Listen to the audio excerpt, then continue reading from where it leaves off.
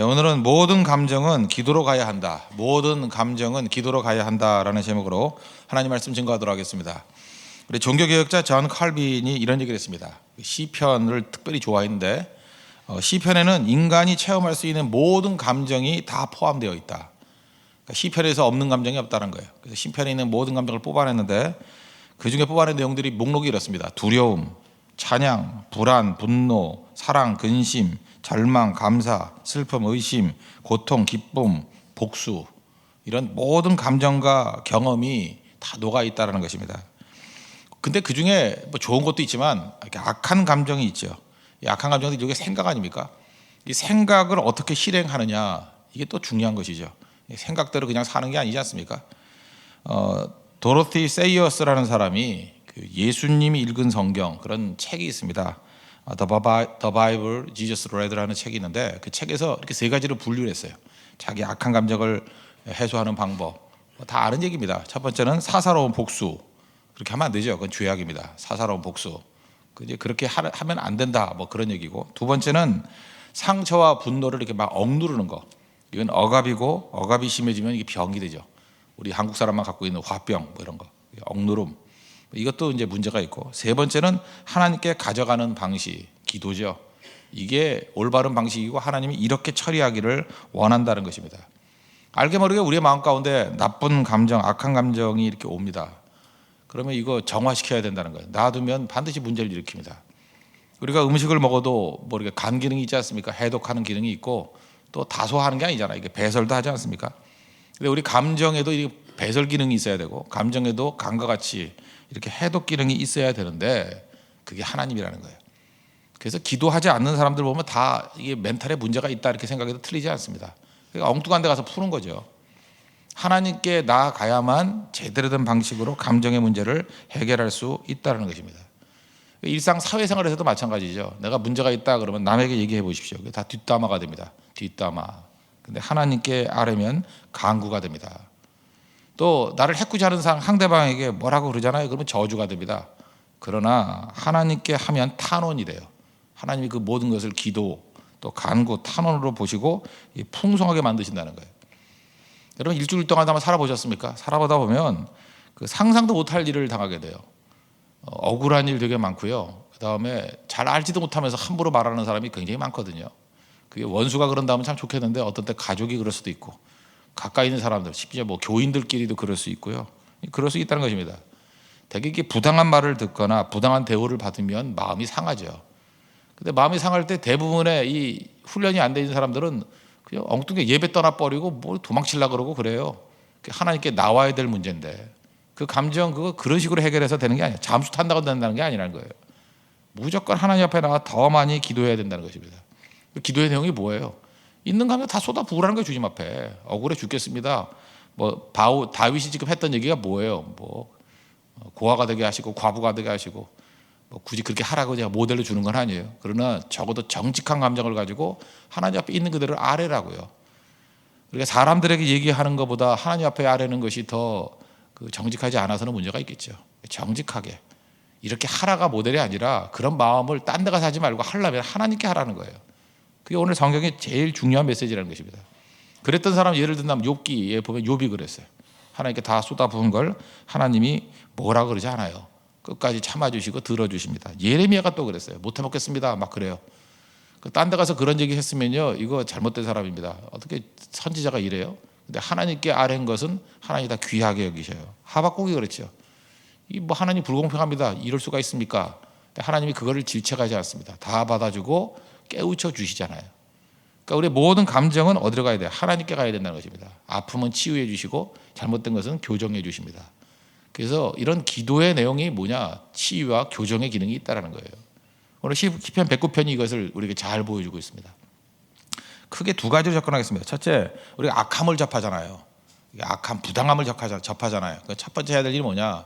무조건 기도로 가야 된다는 것입니다. 지금 대적이 있는데 대적의 내용들이 지금 예수님이 시편 109편 이거 인용하신 거 아시죠? 이거 메시아 시편이기도 합니다. 여기에 무슨 가룟 유다도 여기에 해당되는 얘기가 있고 예수님 십자가 못 박는 사람들 여기에 인용한 부분이 굉장히 많아요. 그걸 알 수 있는 게 뭐예요? 예수님이 시편을 너무너무 좋아하셨습니다. 예수님이 좋아하는 성경 세 가지를 고르라 그러면 시편이고요. 또 하나가 이사야서고요. 또 하나가 신명기예요. 예수님이 인용하신 거의 95%다 이 세 성경만 인용했습니다. 이 정도 좋아하는 성경이에요. 예수님 닮길 원한다 그러면 예수님 좋아하는 성경도 여러분이 같이 좋아해 보십시오. 뭐가 있어요 그러면? 시편 특별히 좋아하셨다고요. 시편의 감정. 그러니까 뭐예요? 예수님의 감정을 시편으로 기도하셨다고요. 우리도 하나님 앞에서 우리의 감정을 시편으로 기도해야 된다고요. 근데 마귀의 특징이 뭐냐? 한마디로 말해서 거짓말이거든요. 악한 자들이 거짓말하는 거에 대해서 이상하게 여기지 마십시오. 그 뿌리에 마귀가 있으면 맨날 거짓말해요. 2절, 3절, 4절을 보십시오. 그들이 악한 입이 악해요. 거짓된 입을 열어 나를 치며 속이는 혀로 내게 말하며, 다 마귀라는 거죠. 또 미워하는 말로 나를 두르고 까닭없이 나를 공격하였음이니이다. 우리 이런 경험들 많이 하죠. 이런 거 당한다고요. 나는 사랑하나 그들은 도리어 나를 대적하니. 적반하장이죠. 은혜를 원수로 갚는 거 아닙니까? 그때 해야 될 일이 뭐냐? 내가 직접 나서 가지고 보복하는 거 아니라는 거예요. 그 정죄 받죠. 그다음 누르고만 있으면 되느냐? 그 병납니다. 이걸 가지고 하는 일이 뭐야? 나는 기도할 뿐이라. 이게 정답이라는 거예요. 보복도 아니고 엉드름도 아니라 기도할 것이다. 하나님 앞에 기도하면 그저 이렇게 뒷담화가 될 것, 저주가 될 것이 다 하나님 앞에서는 탄원이 되고 간구가 되고 하나님 앞에 은혜로 받아주는 것이 된다는 것입니다. 우리 감정을 주님 앞에 내놓으라고요. 다윗이 그 감정을 내놓는 장면들이 7절부터 쭉 나오는데 참 이거 보면 참 재밌어요. 그죠? 이런 정도의 감정 표현을 하는구나. 기도가 죄가 되게 해달라 이렇게 표현합니다. 7절 보면. 기도는 가장 숭고한 거 아닙니까? 근데 그놈이 기도할 땐 기도조차 다 죄가 되게 해달라고. 이거 뭐 굉장한 저주죠. 그 다음에 연수를 짧게 해달라고. 이렇게 고상하게 안 한 거고 빨리 돼지게 해달라고 이런 얘기죠. 그죠? 직분을 빼앗게 해달라. 뭐 실업자가 되게 해달라. 그 다음에 쫄쫄 굶게 해달라. 자녀는 고아가 되고 아내는 과부가 되고, 그 다음에 거기서도 분이 안 풀려가지고 자녀들은 유리 구걸, 그죠? 빌어먹게 해달라고. 이거 뭐 보통 얘기가 아니죠. 그 다음에 그러고도 속이 안 차가지고 혹시 남은 재산이 있으면 대리검업자에게 다 빼앗기게 해주시고, 확실하게 내리꽂죠. 자손이 끊어지게 해달라고. 그죠? 이 내용들 이거 분석하는 것보다 중요한 건 뭐예요? 다윗은 그의 감정에 있는 모든 앙금들을 다 하나님 앞에 쏟아 부었다는 것입니다. 그리고 그 다음에 뭐예요? 제가 볼 때 이래. 이렇게 쏟아 부은 사람은 행동 안 해요. 우리가 행동을 해꾸지 않은 사람들을 보면요, 기도가 없는 사람들이에요. 기도가 없으니까 행동으로 옮기지. 이렇게 간절히 하나님 앞에 다 쏟아 부은 사람들은 삶에서는 이런 부분이 드러나지 않습니다. 그래서 여러분들 특별히 분노한 사람들 빨리빨리 집에 가지 말고 많이 기도하십시오. 또 들으라고 막 소리 지르면서 하지 말고 하나님 앞에 이렇게 쏟아 부으면서 내 감정을 쏟아 부으라고요. 한나가 그랬잖아요. 한나의 내용도 보면 그 분이나에 대한 분노심을 가지고 기도했잖아요. 이렇게 모든 환경이 다 기도로 연결되면 반드시 승리자 된다는 것입니다. 이게 메시지라는 거예요. 그 다음에 삶을 묵상하죠. 반면교사라 그러죠. 악한 자라 할지라도 기도하면서 또 배우는 교훈이 있어요. 17절 18절 보십시오. 그가 저주하기를 좋아하더니 그것이 자기에게 임하고 축복하기를 기뻐하지 아니하더니 복이 그를 멀리 떠났으며, 또 저주하기를 옷 입듯 하더니 저주가 물같이 그의 몸속으로 들어가며 기름같이 그의 뼛속으로 들어갔나이다. 여기서 배우고 있죠. 무슨 얘기예요? 축복을 좋아하게 하소서. 축복을 좋아하면 축복이 우리에게 임해요. 그러나 저주를 좋아하면 저주가 그의 삶 가운데 그대로 임한다는 것입니다. 이게 교훈이잖아요. 교훈. 그러니까 우리는 어리석게도 우리 대적들이 하는 일들을 그대로 보고 그대로 하려고 그래요. 똑같은 함정에 빠져버리는 거죠. 그걸 보면서 판단하는 거예요. 저 저주 좋아하더니 저주에 빠지는구나. 하나님, 나는 축복을 좋아하는 사람이 되게 해 주십시오. 이게 기도입니다. 기도. 그래서 우리 삶의 모든 아픔들, 삶에 우리를 부당하게 대우하는 사람들을 볼 때마다 하나님 앞에 더 많이 기도하면 전화 위복됩니다. 모든 분에서 우리가 풍성해지고 깨우침이 있고, 그걸 통해서 불리한 게 하나도 없다는 거예요. 하나님께서 모든 풍성함으로 이끌어 주신다는 것입니다. 두 번째 메시지. 악함을 잡아게 될 때 우리가 해야 될 일이 뭐냐? 하나님 앞에서 기도해야 된다. 이게 첫 번째고, 또 두 번째는 기도의 내용이 뭐냐? 하나님 앞에 철저하게 불쌍히 여김을 구해야 된다는 거예요. 불쌍히 여김. 뭐 기세 등등에 가서 자기가 심판주가 되어서 저것들 다 없애버려서, 그게 아니고 하나님 나를 바라보면서 나를 불쌍히 여겨주세요. 우리 아버지시잖아요. 우리 자녀잖아요. 자녀가 불쌍히 여김 받을 때 아버지는 못 견뎌하신다는 거예요. 그래서 제일 좋은 전략은 뭐냐면, 맞고 있잖아요. 어려움이 있잖아요. 고난이 있잖아요. 그럴 때 더 불쌍히 여겨 주십시오. 그게 낮추는 것이고 겸손함이라는 것입니다. 오늘 22절 보십시오. 24절 25절까지. 나는 가난하고 궁핍하여 나의 중심이 상함이니이다. 나는 석양 그림자같이 지나가고 또 메뚜기같이 불려가오며 금시감으로 내 무릎이 흔들리고 내 육체는 수척하오며 나는 또 그들의 비방거리라. 그들이 나를 보면 머리를 흔드나이다. 자기를 불쌍히 여달라는 거죠. 나 가난합니다. 마음이 상합니다. 불쌍히 여겨주세요. 그리고 동일시해요. 아이덴티파이 하는데 두 가지. 석양의 그림자 같다. 메뚜기 같다. 하나님 앞에서 다윗은 기도할 때마다 자기가 무지무지하게 불쌍합니다라는 것을 이렇게 동일시하는 것 같아요. 석양의 그림자, 석양 선셋이잖아요. 해가 질 때. 낮에는 한 오후 2시쯤이요. 그때는 햇볕이 태양이 내 머리 위에 있으니까 그림자가 제일 작죠. 그림자가 거의 없잖아요. 여기서 말하는 그림자는 이제 고난을 뜻하는 거죠. 고난. 근데 석양이 되면 어떤 일이 벌어집니까? 해가 다 기울어지니까 그림자가 가장 클 때예요. 내 인생의 고난이 석양의 그림자같이 너무너무 크다는 거예요. 자녀가 그렇게 얘기할 때 부모가 마음 안 아파요? 막 굉장히 큰 그림자를 보면서 저거 나 같아요. 내 고난 같아요. 그럴 때요. 얼마나 마음이 아프겠어요. 메뚜기, 여러분 아시면 메뚜기? 메뚜기는 여기저기 뛰어다니잖아요. 안식이 없는 모습. 다윗이 사울에게 쫓겨가지고 여기저기 도망다니잖아요. 어디 하나 제대로 쉴 데가 없잖아요. 굴 속에 들어가도 쉴 데가 없잖아요. 굴 속에 들어가면 또 뭐 사울이 와가지고 용변 보고. 미치잖아요. 그죠? 어딜 가나 사울이 쫓아다니잖아요. 메뚜기 뛰어다니는 거 알죠? 이리 뛰고 저리 뛰고 이리 뛰고. 안식이 없는 인생. 주님 나 메뚜기 같습니다. 아버지 나 메뚜기 같아요. 이 마음이 아픈 거죠. 이 불쌍함이에요. 여러분들이 너무너무 마음이 아플 때는 시인이 되는 거예요. 시인이 다른 게 아니에요. 가장 불쌍해 보이는 내용들을 바라보면서 나하고 동일시하는 거예요. 그게 기도입니다. 내가 저 모습 같습니다. 하나님이 그런 불쌍하게 해주신다는 거예요. 어떤 목사님한테 들었던 얘기인데 그분이 이제 목회하다 보면 힘들거든요. 왜냐하면 사람이니까 사람 접하고 또 목회는 사람만 접하는 게 아니라 마귀도 접하잖아요. 마귀도 뭐 이상한 모습으로 나타나가지고 만나고 싶지 않은데 걔는 맨날 와요. 그죠? 그래서 이렇게 마귀도 접해야 되고 그 다음에 사람도 접해야 되고 그러니까 힘드니까 이제 뭐 등산을 하시는 분들이 많았어요. 옛날에 산에 가서 기도한다고 뭐 등산이죠. 등산 있고 기도도 하고 옛날에 뭐 뒷산이 다 산이었으니까 산에 가서 등산하고 있는데 아름들이 큰 나무가 있다는 거예요. 멀리서 보니까 너무너무 아름다워서 찾아갔더니 그 썩은 부분이 있더라는 거예요. 썩은 부분을 이렇게 손으로 헤쳐보니까 겉으로 볼 땐 주먹만한 거였는데 조금 파보니까 그 안에 그냥 속이 다 썩어 있더라는 거예요. 큰 나무가 곧 죽기 직전에 다 썩어 있는 나무. 그러면서 목사님이 그렇게 얘기했다는 거 아니에요. 나무를 향해서 너도 목회하니? 속이 다 썩어 있는 거 보니까 나 그 말을 저도 터졌어요. 그죠? 너도 목회하니? 그러니까 그분이 자기의 아픔을 표현한 거죠. 겉으로 볼 때 멀쩡해 보이고 아름다워 보이고 뭐 대단해 보이고 그러는데 속은 다 썩어 있다고요. 그 썩어 있는 그 거목의 모습을 보면서 자기와 동의시하는 거 아니에요. 너도 목회하니? 여러분 웃었지만 하나님은 울었을 것 같아요. 그죠? 야 힘들지. 그죠? 치유해 줄게. 일하라. 내가 힘 되어 줄게. 그 선교사님 중에 한 분은 또 그런 얘기 하더라고요. 그죠? 자기가 너무너무 삶에서 이렇게 잘 안 되고 힘드니까 한번 지나가다가 그 뭘 봤냐면 이미 죽은 지 오래된 쥐인데 이렇게 쥐가 이렇게 좀 기도 생활을 안 한 쥐가 이렇게 쓸데없이 지나가다가 차에 치였대요. 어떻게 쥐가 차에 치이나? 제정신이 아니죠. 치여서 죽었는가 봐요. 죽었는데 그 위에 또 차가 지나가고 하니까 거의 포가 된 쥐포죠, 쥐포. 그 아스팔트에 이렇게 납작하게 깔려 있는 쥐 있잖아요. 그 보면 징그럽잖아요. 빨리 치워버려야 되는데 하여튼 그런 걸 봤대요. 봤는데 그걸 보면서 자기 모습 같더래요. 이미 죽어서 죽음에서 끝난 게 아니라 또 사람들이 치고 해서 납작하게 된 모습. 소망이 없죠. 저게 내 모습입니다. 그럴 때 마음속에 주님의 음성이 들리더래요. 그러나 내가 함께하면 일어나겠지. 그 에스겔에 나오는 마른 뼈 환상 같은 걸 봤대요.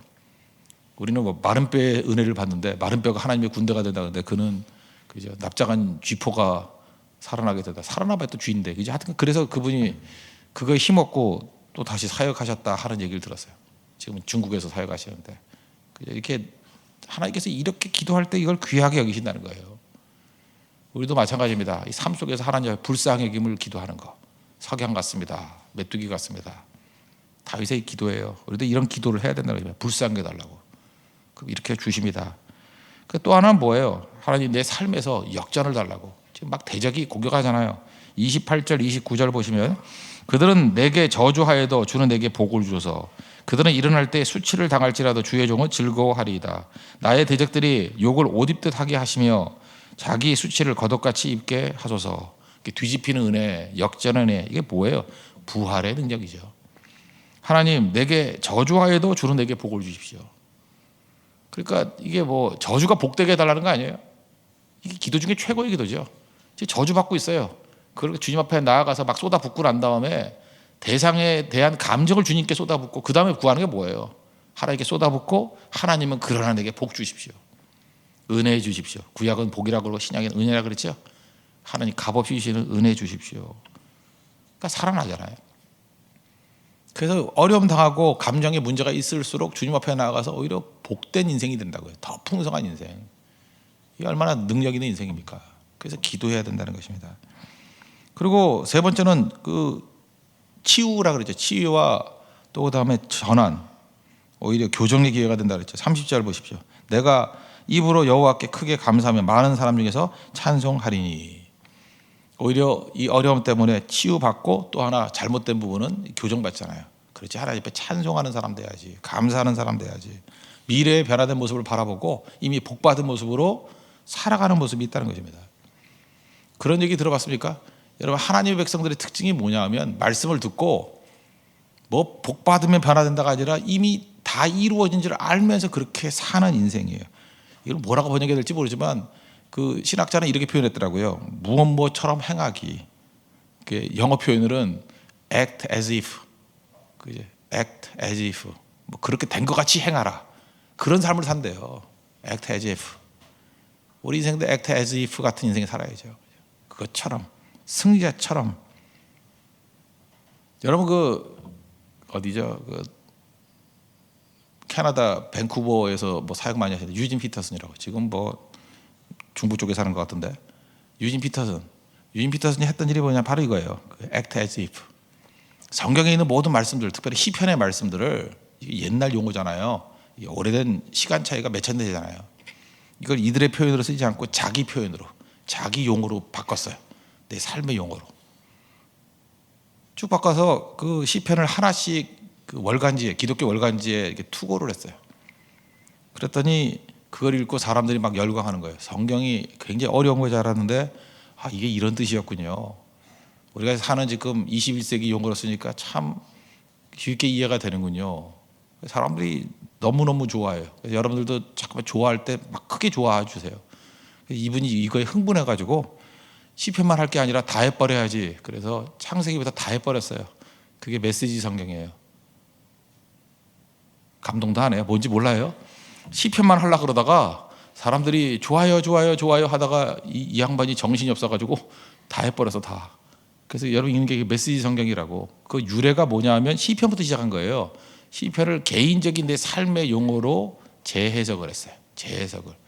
그래서 메시지 성경은 사실은 성경의 원문하고 똑같은 건 아니에요. 그 원문을 읽고 그 원문을 제대로 평가하고 난 다음에 내 삶의 용어로 바꾼 거라고. 그래서 참고할 필요성은 있습니다. 참고서 같이 보는 거예요. 굉장히 좋다고 생각합니다. 내 삶의 모습으로. 무슨 얘기예요? 그런 삶이 바로 뭐예요? act as if. 마치 승리자인 양, 내 삶에서 이 말씀이 그대로 이루어진 양 살아가는 인생이었다는 것입니다. 유진 피터슨만 이거 할 게 아니라 우리도 그렇게 해야죠. 하나님 말씀을 내 삶의 용어로 해석하십시오. 그게 설명하십시오. 그럼 여러분의 메시지가 막 나오기 시작할 거예요. 그게 메시지 있는 삶, 거룩한 삶이 될 것입니다. 오늘도 여러분들의 삶 가운데 이런 승리가 있는 믿음의 종 되기를 바랍니다. 모두 다 자리에서 일어나겠습니다. 우리 공동기도문 같이 읽도록 하겠습니다. 오늘 말씀을 근거로 해서 다 같이 기도하도록 하겠습니다. 시작. 두려움, 찬양, 불안, 감사, 근심, 기쁨, 사랑, 복수 등 여러 가지 감정에 휩싸일 때가 있습니다. 어떤 때는 악한 감정이 들 때도 있습니다. 사사로운 복수는 죄악입니다. 상처와 분노를 억누르는 것은 병이 됩니다. 모든 것을 하나님께 가져가 기도하게 하소서. 나쁜 것을 남에게 말하면 뒷담화가 되지만 하나님께 말하면 강구가 됩니다. 상대를 욕하면 저주가 되지만 하나님께 아뢰면 탄원이 됩니다. 나쁜 감정 때문에 썩지 않게 하시고 기도로 마음을 깨끗게 하소서. 하나님이 불쌍히 여기면 살아납니다. 석양의 그림자같이 많은 근심이 있는 나를 불쌍히 여기소서. 메뚜기같이 분주히 도망치는 나를 불쌍히 여기소서. 사람들이 저주해도 그것이 복이 되게 하소서. 주께 아뢰는 기도를 통해서 아픔은 치유받고 잘못된 길은 바른 길을 찾게 하소서. 최종 승리를 믿습니다. 승리자처럼 행동하게 하옵소서. 오늘도 삶에서 하나님의 구원을 맛보게 하소서. 예수님의 이름으로 기도합니다. 아멘. 우리 370장 1, 2절 찬양하겠습니다.